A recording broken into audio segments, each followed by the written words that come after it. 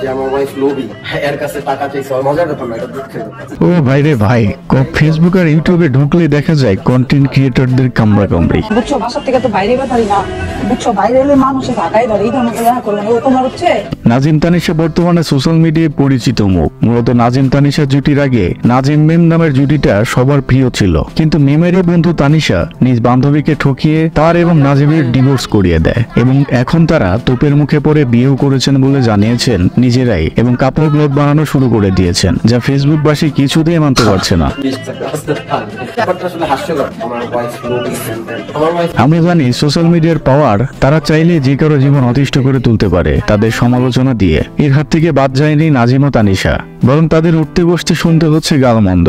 আর অন্যদিকে মিম হয়ে উঠেছেন ফেসবুক আর ইউটিউববাসীর মধ্যমণি। তারা মিমকে ভরপুর সাপোর্ট করে যাচ্ছেন, এমনকি মিমের হয়ে লড়ছেন গোটা সামাজিক মাধ্যম। কিন্তু মিমের এই সাফল্য যেন কিছুতেই মেনে নিতে পারছেন না নাজিম তানিশা। সম্প্রতি মিমকে দেখা যাচ্ছে ব্রাইডাল শুটের বেশ কিছু ভিডিওতে, যেখানে তার লুক দেখে তার ভক্তরা তাকে রানীর জায়গা দিয়েছেন এবং অনেক বেশি প্রশংসাও পাচ্ছেন মিম।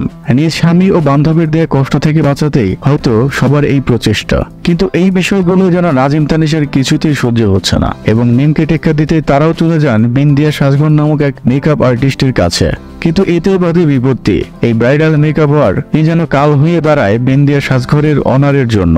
তিনি নাজিম তানিশাকে সাপোর্ট করেন এবং মিমের বিপক্ষে লাইভে অনেক কথা বলেন। সেই কথাগুলো আমি কেন বলেছি, কিভাবে বলেছি এবং আরো জানান তিনি তানিশাকে সতীন হিসেবে নিতেও রাজি।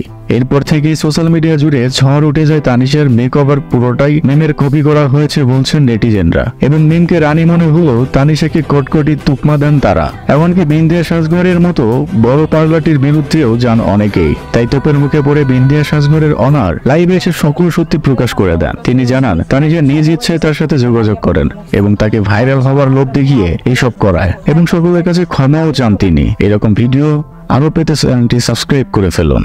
মানে আমিও মানুষ, আমি ভুল করতেই পারি, আমার দ্বারা এটা ভুল হয়েছে, টোটালি আমার ভুল হয়েছে।